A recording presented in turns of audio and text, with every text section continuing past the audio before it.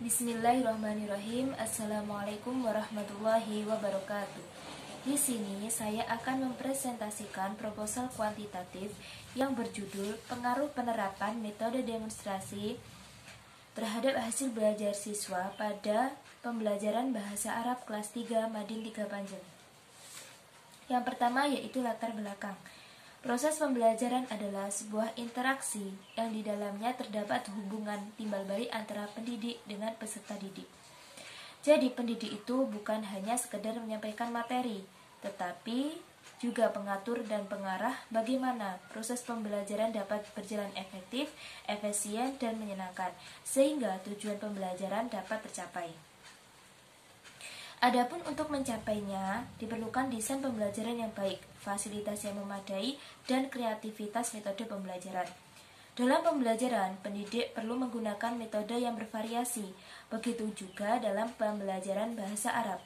Salah satu metode yang dianggap efisien, efektif, dan menyenangkan adalah metode demonstrasi, di mana metode ini dapat meningkatkan hasil belajar siswa, sebab siswa akan menjadi aktif dan bisa melihat langsung materi yang dijelaskan dengan peraga dari guru.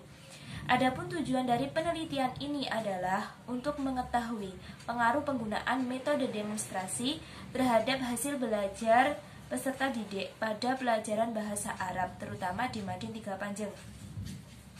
Kemudian identifikasi masalah. Di sini ada 3. Yang pertama yaitu kurangnya tingkat pemahaman siswa terhadap pembelajaran bahasa Arab. Yang kedua, rendahnya hasil pembelajaran bahasa Arab kelas 3 Madin 3 Panjang. Dan yang ketiga, pengaruh penggunaan metode demonstrasi dalam pembelajaran bahasa Arab. Selanjutnya yaitu rumusan masalah. Di sini rumusan masalahnya hanya ada 1, yaitu bagaimana efektivitas penggunaan metode demonstrasi terhadap hasil belajar siswa pada pembelajaran bahasa Arab kelas 3 Madin 3 Panjang. Selanjutnya yaitu batasan masalah. Batasan masalahnya yaitu penelitian dilakukan pada siswa kelas 3 Madin 3 Panjang. Selanjutnya metode yang digunakan adalah metode demonstrasi, dan yang ketiga yaitu materi yang digunakan adalah bahasa Arab. Untuk tujuan penelitian ini yaitu untuk mengetahui peningkatan hasil belajar siswa melalui metode demonstrasi di kelas 3 Madin 3 Panjang. Adapun manfaat penelitian itu dibagi menjadi 2, yaitu teoritis dan praktis. Adapun yang teoritis yaitu sebagai referensi penelitian selanjutnya serta sebagai bahan kajian lebih lanjut. Untuk yang praktis yaitu dibagi menjadi 4. Yang pertama bagi penulis yaitu menambah pengetahuan dan pengalaman tentang cara meningkatkan hasil belajar dengan metode demonstrasi.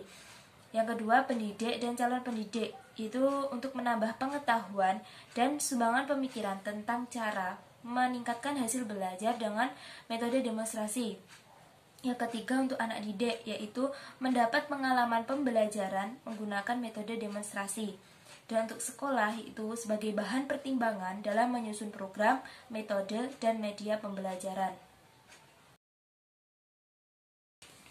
Selanjutnya yaitu telaah penelitian terdahulu. Dalam penelitian ini diambil 3 penelitian yang relevan dengan penelitian yang akan dilakukan oleh peneliti. Adapun salah satu hasilnya yaitu hasil penelitian Hajroh dan Abdurrahim Rozak yang berjudul Pengaruh Penerapan Metode Demonstrasi dalam Pembelajaran Bahasa Arab terhadap Motivasi Siswa Kelas 8 SMP Pondok Pesantren Putri Ummul Mukminin Aisyah Wilayah Sulawesi Selatan menunjukkan bahwa penerapan metode demonstrasi dalam pembelajaran bahasa Arab dapat meningkatkan motivasi siswa, memberikan pemahaman lebih cepat, dan peningkatan hasil pencapaian batas penguasaan kompetensi. Adapun persamaan penelitian di atas dengan jurnal ini adalah penerapan metode demonstrasi dalam pembelajaran bahasa Arab, sedangkan perbedaannya yaitu jurnal ini mengukur motivasi belajar siswa dan peneliti mengukur hasil belajar siswa. Kemudian untuk kajian teori, yang pertama metode demonstrasi. Adapun pengertian dari metode demonstrasi adalah metode yang cara penyajiannya dengan memperagakan atau mempertunjukkan suatu proses, situasi, atau benda tertentu yang sedang dipelajari, baik sebenarnya atau tiruan, yang disertai dengan penjelasan lisan. Adapun kelebihan dari metode demonstrasi adalah mengurangi verbalisme, pembelajaran lebih menarik, dan siswa dapat mengamati materi yang diajarkan secara langsung. Sedangkan kekurangannya yaitu memakan banyak waktu, memerlukan peralatan, bahan, dan tempat yang memadai, serta memerlukan kemampuan, keterampilan, dan motivasi yang kuat dari pendidik. Selanjutnya yaitu hasil belajar. Hasil belajar adalah kemampuan atau perubahan siswa yang diperoleh setelah melakukan aktivitas atau pengalaman belajar. Bentuk-bentuk dari hasil belajar ada 3, yaitu ranah kognitif yang berhubungan dengan pengetahuan, yang kedua yaitu ranah afektif yang berhubungan dengan nilai atau sikap, dan yang ketiga yaitu ranah psikomotorik yang berhubungan dengan keterampilan. Selanjutnya yaitu pembelajaran bahasa Arab. Pembelajaran bahasa Arab adalah proses yang dilakukan pendidik dalam mengajarkan bahasa Arab kepada peserta didik dengan tujuan agar bisa memahami dan memperoleh kemahiran bahasa Arab. Adapun keterampilan dari bahasa Arab ada 4 aspek. Yang pertama yaitu keterampilan membaca, kedua keterampilan menyimak, ketiga keterampilan menulis, dan yang keempat adalah keterampilan berbicara. Untuk selanjutnya yaitu kerangka berpikir. Penggunaan metode ceramah secara terus-menerus dalam pembelajaran bahasa Arab akan membuat peserta mengantuk dan tidak berminat untuk aktif dalam proses pembelajaran. Hal ini dikarenakan pembelajaran akan bersifat membosankan dan tidak menarik, sehingga akan berdampak pada hasil belajar mereka. Maka, diperlukan metode yang dapat meningkatkan minat dan keaktifan peserta didik. Salah satunya yaitu metode demonstrasi. Penggunaan metode ini dianggap lebih menarik dan akan membuat siswa lebih aktif karena mereka melihat secara langsung gambaran dari materi yang dijelaskan melalui peraga atau demonstrasi. Selanjutnya yaitu hipotesis penelitian. Berdasarkan rumusan masalah, dapat diambil kesimpulan bahwa penerapan metode demonstrasi dapat meningkatkan hasil belajar siswa pada pembelajaran bahasa Arab kelas 3 Madin 3 Panjang. Selanjutnya yaitu jenis penelitian. Penelitian ini menggunakan jenis penelitian kuantitatif dan metodenya yaitu metode eksperimen dengan desainnya berupa desain pre-eksperimen one group, pre-test, post-test. Desain ini melibatkan satu kelompok yang diberi pre-test, kemudian treatment atau perlakuan, dan terakhir diberikan post-test. Alasan peneliti menggunakan metode eksperimen yaitu untuk mengetahui apakah ada pengaruh yang signifikan sebelum dan sesudah diterapkannya metode demonstrasi dalam pembelajaran bahasa Arab. Untuk lokasi dan tempat penelitiannya yaitu bertempat di Madrasah Diniyah Madin 3 Panjang yang terletak di Desa Panjang, Kecamatan Jenangan, Kabupaten Ponorogo. Alasan peneliti memilih madrasah ini karena tempatnya yang dekat dari rumah dan terdapat permasalahan yang menarik untuk diteliti, terutama penggunaan metode dalam pembelajaran bahasa Arab.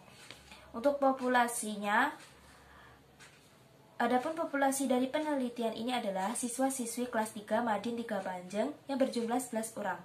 Alasan peneliti memilih kelas ini karena pembelajaran bahasa Arab itu dimulai dari kelas 3.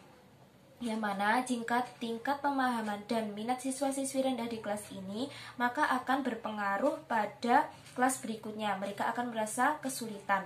Untuk sampel dan teknik pengambilannya, menurut Ari Kunto, apabila jumlah subjeknya kurang dari 100, maka lebih baik diambil semua, sehingga penelitiannya merupakan penelitian populasi.